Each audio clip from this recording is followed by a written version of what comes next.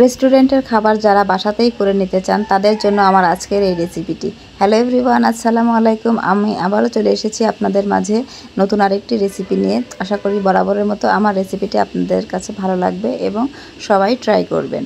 তো আজকে আমি আপনাদের জন্য নিয়ে এসেছি চাইনিজ ভেজিটেবল, আর এটা কিন্তু খুবই সহজ এবং খুব অল্প কিছু উপকরণ দিয়েই করা যায়। তাহলে চলুন দেখে নেই। আর আমি আজকে আমার এই চাইনিজ ভেজিটেবল করার জন্য এখানে মাত্র 3 থেকে 4 রকমের সবজি নিয়েছি। এখানে আমি গাজর নিয়েছি, বরবটি নিয়েছি, পেঁপে এবং ক্যাপসিকাম, আর এক টুকরো এখানে আমি মুরগির মাংস নিয়েছি, আর কিছু কাঁচামরিচ এবং পেঁয়াজ। তো এইগুলো দিয়ে আমি আজকে চাইনিজ ভেজিটেবলটা করে দেখাবো। আর প্রথমে আমি এখানে একটু পানি গরম করতে দিয়েছি। পানিটা যখন উতলাবে তখন এই মুরগির মাংসটা আমি এইভাবে দিয়ে একটু সিদ্ধ করে নেব। একটু ভালোভাবে উল্টিয়ে পাল্টিয়ে সিদ্ধ করে নিতে হবে যাতে মাংসটা পুরোপুরি সিদ্ধ হয়ে যায়। তো দেখতেই পাচ্ছেন এটা একটা কাঁটা চামচ দিয়ে আমি দেখিয়ে দিচ্ছি। তো কাঁটা চামচ দিয়ে যখন মাংসের ভিতরটা এরকম ঢুকে যাবে তখন বুঝতে হবে যে সিদ্ধ হয়ে গেছে। তো এবার আমি এটাকে তুলে নিচ্ছি। আর এই চিকেনটা তুলে নেওয়ার পরে কিন্তু চিকেনের যে পানিটা, চিকেন স্টু, সেটা কিন্তু আমি ফেলে দেবো না, সেটাও আমার কাজে লাগবে। তো সেটা আমি পরে প্রসেসে আপনাদেরকে দেখিয়ে দেবো। তো এবারে আমি এই গরম অবস্থায় কিন্তু মাংসটা পুরো হাড় থেকে আমি এইভাবে ছড়িয়ে নিয়েছি, আর কাঁটা চামচ দিয়ে এইভাবে চিকন চিকন করে ছড়িয়ে নিয়েছি যাতে ভেজিটেবলটা দেখতে অনেকটাই ভালো লাগে।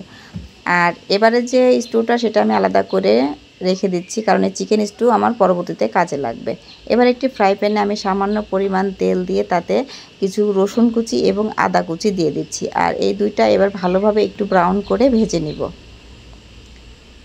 চুলার হিটটা মিডিয়াম রেখে এই ভাজাটা ভেজে নিতে হবে। আর এবারে যে সবজিগুলো একটু বেশিক্ষণ ধরে সিদ্ধ হতে লাগে সেগুলো একটু আমি আগে দিয়ে দিচ্ছি। এখানে বরবটি, গাজর এবং আমি এখানে পেঁপেটা দিয়ে দিচ্ছি। আর কিছুক্ষণ নাড়াচাড়া করার পর এখানে আমি একটু 1 চামচের মতো সয়া সস দিয়ে দিচ্ছি। আর সয়া সস দেওয়ার পরে কিন্তু আমার বেশি একটা লবণ দিতে হবে না, কারণ সয়া সসে কিন্তু পর্যাপ্ত পরিমাণে লবণ থাকে।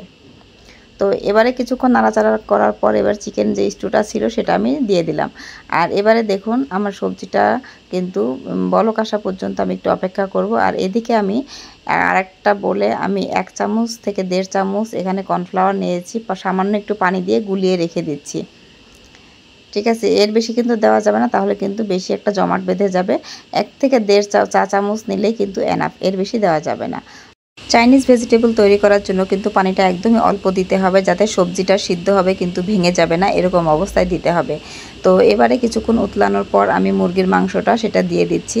তো এই মুরগির মাংসটা দেওয়ার পরে আমি এখানে পেঁয়াজ এবং কাঁচামরিচটাও দিয়ে দিচ্ছি। আর ক্যাপসিকামটা আপনারা ইচ্ছা করলে আরেকটু পরেও দিতে পারেন, আমি একসঙ্গেও সবগুলো দিয়ে দিচ্ছি।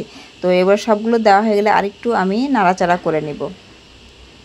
আর এই সবজিটা কিন্তু একদমই পুরো গলে যাবে না, সেদিকটা কিন্তু খেয়াল রাখতে হবে, না হলে কিন্তু ভালো লাগবে না। আর এবারে আমি একটু গোলমরিচ গুঁড়ো দিয়ে দিচ্ছি এবং সামান্য পরিমাণ লবণ দিয়ে দিচ্ছি। আর এখানে টেস্ট বাড়ানোর জন্য 1/2 চা চামচ চিনি দিয়ে দিলাম। তো ঝালের পরিমাণটা যে যেমনটা খাবেন তেমনটা দেবেন, তবে গোলমরিচ দিলে কিন্তু এই চাইনিজ ভেজিটেবলটা খেতে খুবই টেস্ট হয়। তো সব কিছু দিয়ে দেওয়ার পরে এবার আমি কিন্তু আরেকটু পরে এই যে কর্নফ্লাওয়ারটা গুলিয়ে রেখেছিলাম সেটা আমি দিয়ে দেব। আর কর্নফ্লাওয়ারটা দেওয়ার পরে কিন্তু অনবরত নাড়াচাড়া করতে হবে, নাড়া বন্ধ করা যাবে না।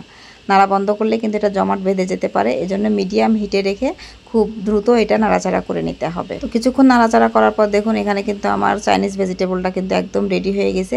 এরপরে এটাকে আমি আর জাল করব না, এটা একদম পারফেক্টভাবে এরকম অবস্থায় নামিয়ে নিতে হবে।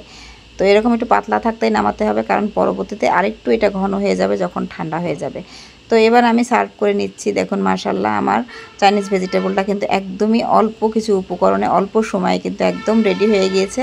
তো যারা ঘরে বসে চাইনিজ খাবার খেতে চান তারা কিন্তু খুব সহজেই এই চাইনিজ ভেজিটেবলটা করে নিতে পারবেন। খুবই ইজি এবং সাধারণ কিছু আপনার ঘরে যে সবজি থাকবে সেটা দিয়েই কিন্তু করে নিতে পারবেন। এই চাইনিজ ভেজিটেবলটা আপনারা কিন্তু ফ্রাইড রাইস, পোলাও কিংবা বিরিয়ানিতে খেতে পারবেন।